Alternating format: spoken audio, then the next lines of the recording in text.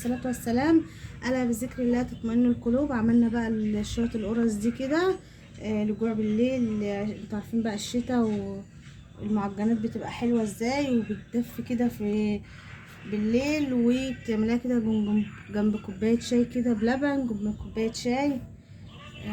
بصوا ما شاء الله عاملة ازاي اهي. انا عاملاها صغيرة كده، بقى انت حابة تعمليها كبيرة براحتك.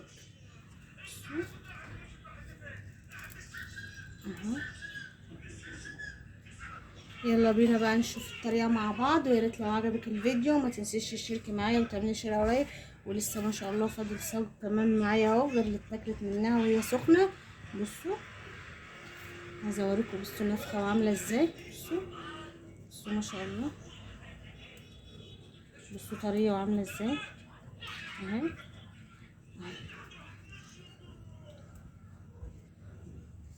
كل الكميه دي ما شاء الله طلعت لنا من كيلو الدقيق، غير اللي اتاكل منها.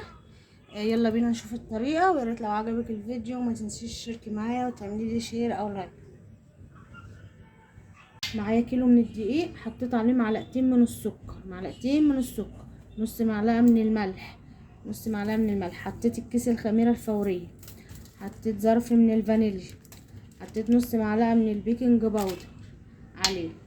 يبقى انا حطيت ايه؟ كيلو الدقيق عليه معلقتين من السكر، نص معلقه من الملح، نص معلقه من البيكنج باودر، كيس فانيليا حابه تحطيه، مش حابه براحتك، كيس خميره فوريه.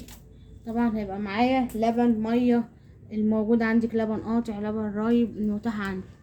معايا هنا دي كده زبده من اللي احنا كنا عاملينها على القناه، على معلقتين كده من القشطه، على شويه من نص كوبايه من الزيت. كل ده حوالي كوبايه كده من السمنه على الزيت على الزبده، اي ميكس عندك. انا هدفيه بس على النار تدفيه بسيطه. بسم الله ما شاء الله. دي ده كان بلح رطب كده عندي، كنت مفرزاه من السنه اللي فاتت، بس انا مطلعاه لسه من الفريزر اهو. هسيبه بقى يفك شويه كده، وهنحوله لعجوه نحشي بها القرص.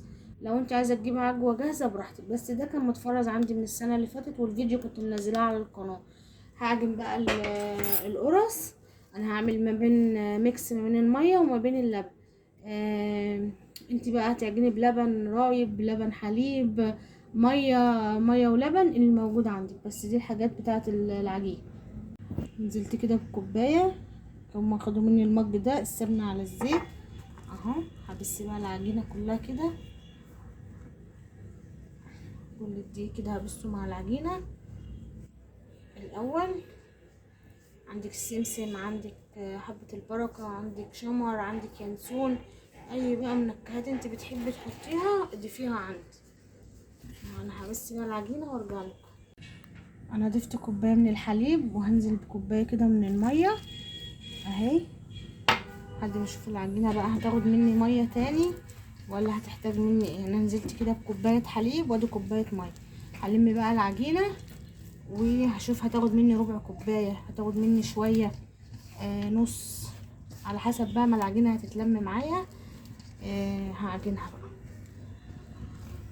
بصوا العجينه اتلمت معايا اهي الحمد لله، مفيش الا نقطه الدقيق دي اهي. فانا كنت مجهزه جنبي يعني دي ربع كوبايه من الميه، فانا مش هستخدمه، انا هاخد نقطه بس اهي. الم حبه الدقيق دول اهو قدامكم اهو. يعني انا كده الكيلو الدقيق مخدش مني الا مج ميه ومج لبن. انت بقى عايزه تضيفيهم الاتنين ميه تضيفيهم لبن اللي هي المتاح عندي. يعني كده العجينه اتلمت معايا بمجين اتنين بالظبط. كل دقيق بيختلف عن نوع الدقيق اللي انت بتستخدميه، عشان انا مستخدمه نوع الدقيق ده الفير ده اهو. ده كيلو من النوع ده. فبتاع اللي هو بتاع العطار السايب ممكن يستخدم منك مثلا كوبايتين ونص، 3 الا ربع، على حسب بقى نوع العجينه. هلم بقى العجينه وهسيبها تختمر وترتاح وارجع لكم. خلصت بقى العجينه، بصوا القوام بتاعها عامل ازاي. بصوا عجنتها يجي 5-6 دقايق اهي ما شاء الله. دي مدهونه زيت البوله دي، وهسيبها بقى ترتاح ربع ساعه كده معايا، ونبدا نشكل فيها على ما نجهز العجوه بتاعتها، او نشوف هنعملها ساده المتاح بقى عندي. انزل بالبلح كده في الكبه، انا عايزاه يتضرب يبقى ناعم معايا خالص قبل ما انزل بيه على النار اهو. احطه في الكبه يتضرب ينعم معايا، عايزاه ينعم كده زي البيوريه. بصوا ضربتها كده في الكبه نعمتها معايا اهي. بصوا حله بقى طاسه عندك، معلقه كده من السمنه اهي، وهنزل بيها وهنحطها على النار تطلع بقى اي ميه فيها، اي حاجه تتبخر منها من العجوه وتنشف معايا عشان تبقى ايه زيها زي العجوه. ممكن ترش رشه فانيليا، رشه قرفه كده بسيطه تديها طعم حلو، شويه سمسم، اي حاجه عندك. هطلع بها بقى على النار، ابخر الميه اللي فيها وانشفها وارجع لكم. بصوا بقى على البوتاجاز اهي، بصوا اهو. نبدا بقى ايه، تبدا بقى تلم معاكي كده وتطلع اللي فيها ميه، فيها رطوبه، فيها اي حاجه، وتنشف معاكي. اهم حاجه ان هي تنشف معاكي، مش نحروقها لا، خليها متماسكه وناشفه معاكي.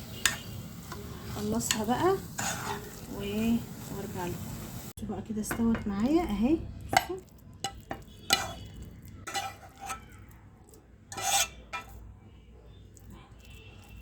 ما شاء الله عامله ازاي.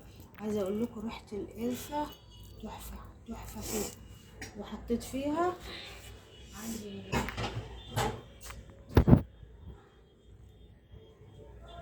بتاع ده نقطتين من ميه الورد، نقطتين اتنين. لو عندك كيس فانيليا حطي، عندك ميه ورد زي كده براحتك حطي.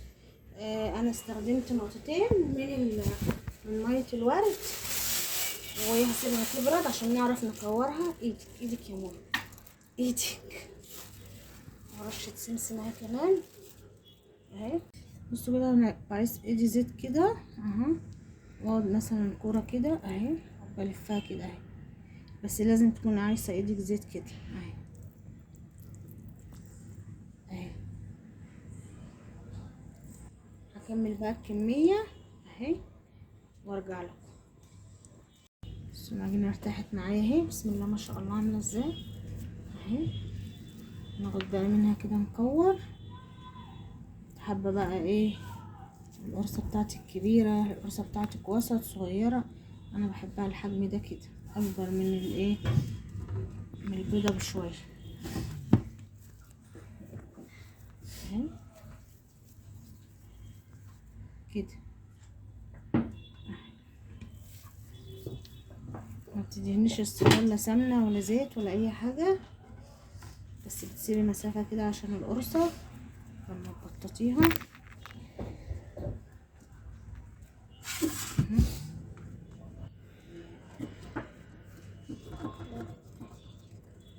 اخلص بقى وارص الكميه وارجع لكم.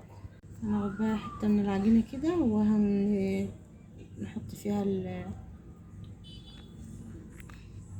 العجوه ونكورها كده ونقفل عليها اهي ونرصها.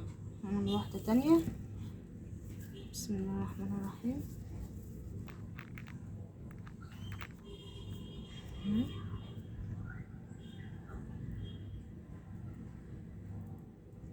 كتري بقى حته العجينه بقى معاكي عشان تعرفي تقفليها ما يخرجش منها العجوه اهي اهي. هكمل بقى الكميه وارجع لكم. كده انا خلصت بقى ورصيتها كده في السجان، هسيبها ترتاح شويه وبعدين هدخلها بقى فرن تستوي وارجع لكم.